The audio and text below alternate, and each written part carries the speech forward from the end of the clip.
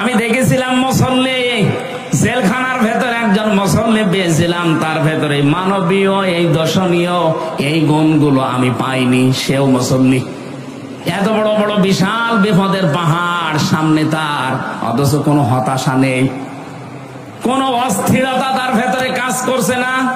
চিন্তা করলাম ওই দিনে আয়াত পড়ে, আল্লাহ আমিও তো মুসল্লি, সে ক্লাস 5 থেকে শুরু করে আজ পর্যন্ত নামাজ পড়ছি। 33 বছর বয়স আমার, আমার তো মনে হচ্ছে 11 বছর বয়স থেকে আমার নামাজ আর কামায় যায়নি, অন্তত ফরজ নামাজ।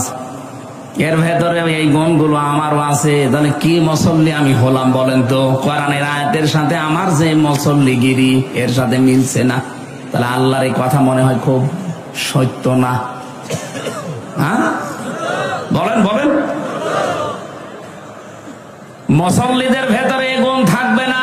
কোন মুসল্লি? আল্লাহর পরের আয়াতে জবাব দিচ্ছেন, আল্লাযীনা হুম আলা সালাতিহিম দাইমুন, যে মানুষগুলো সর্বদা সদা তাদের নামাজে নিয়মিত। দাইমুন মানে সর্বদা।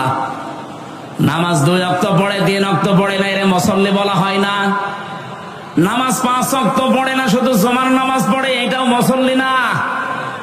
জুমার নামাজও পড়ে না, শুধু ঈদের নামাজ পড়ে, এটাও মুসল্লি না। ঈদের নামাজও পড়ে না, শুধু বাবা মরে গেলে জানাজা পড়ে, এইটাও মুসল্লি না। মুসল্লি আল্লাহর ভাষায় তারা যারা নিয়মিত নামাজি, 5 ওয়াক্ত নামাজকে নির্ধারিত সময়ে যারা আল্লাহর ফরজ বিধান মনে পালন করে। পৃথিবীতে একটাই বিধান, আল্লাহ পাক বলেন এইটার জন্য আমি নিজে আমার নবীজিকে আরশে নিয়ে এসে তার উপরে লিখে দিয়েছি, ইন্নাস সালাতা কানাত আলাল মুমিনিনা কিতাবাম মাওকুতা। হে নবী, নামাজ কিন্তু আমি ফরজ করলাম, শুধু এই বলে না যে জান দিয়ে দিলাম, না, আমি লিখে দিলাম কিতাবাম মাওকুতা, নির্ধারিত সময়ে যখন তখন পড়লেও হবে না।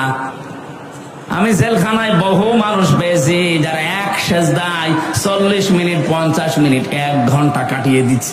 কি বলছে সে জানে আর আল্লাহ জানে। আমরা মনে করি সুবহান রাব্বিয়াল আলা 3 বার বলতে না 30 সেকেন্ড লাগে, অথচ সে কি বলছে বলেন তো? 1-1.5 ঘন্টা সেজদায় পড়ে আছে, রাত 2:30টা 3টায় ওঠে 2 রাকাত নামাজ পড়তে 2 ঘন্টা চলে যাচ্ছে। যেহেতু নফল নামাজে মাতৃভাষায় চাওয়া জায়েজ আছে, আর সবচাইতে বেশি মানুষের দোয়া কবুল হওয়ার জায়গা সেজদায়। কোন মানুষ যখন সেজদায় চলে যায়, ও যেন আল্লাহর কাছাকাছি হয়ে যায়। ওয়াসজুদ ওয়াকতারিব, নবী আপনি বলেন যদি সেজদা দাও রবের কাছাকাছি চলে যাবা। জোরে বলেন সুবহানাল্লাহ।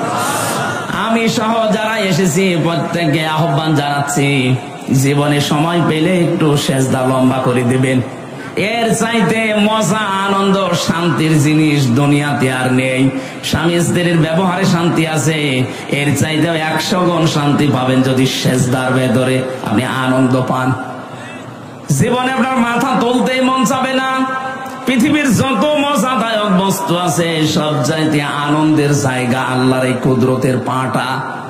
এখানে আল্লাহ মনে হচ্ছে পা আপনার কপালের সাথে দিয়ে রেখেছে।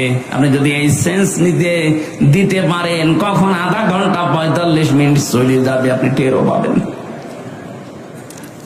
আমাদের নামাজ যেহেতু ওই মানের হয় না, এই জন্য আমরা নামাজের ভেতরে কোনো আনন্দ, শান্তি, স্বস্তি পাই না।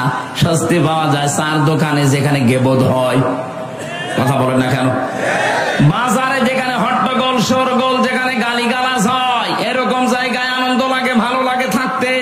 কিন্তু নামাজের সেজদায় আজ আমাদের কোনো আনন্দ নেই, মজা নেই, স্বস্তি নেই।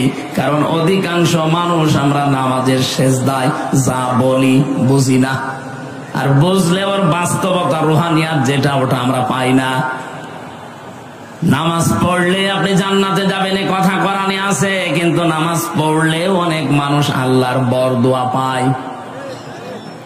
কোরআনে কারীম জানাচ্ছে ফাওয়াইলুল লিল মুসাল্লিন আল্লাযীনা হুম আন সালাতিহিম সাহুন। আল্লাহ বলেন ধ্বংস হয়ে যাক ওই নামাজিগুলো। কোন বেনামাজিকে আল্লাহ বলেছে এখানে কোরআনে না বলেছে ধ্বংস হয়ে যাক ওই মুসল্লি গুলো, ওই নামাজি গুলো যারা তাদের নামাজ সম্পর্কে উদাসীন। এই যে সাহুন, এই শব্দের ব্যাখ্যা হয় চারটা। এক নম্বরে নামাজে দাঁড়াছে, নামাজের ভেতরে খুশু খুশু নেই। খুশু খুশু কি?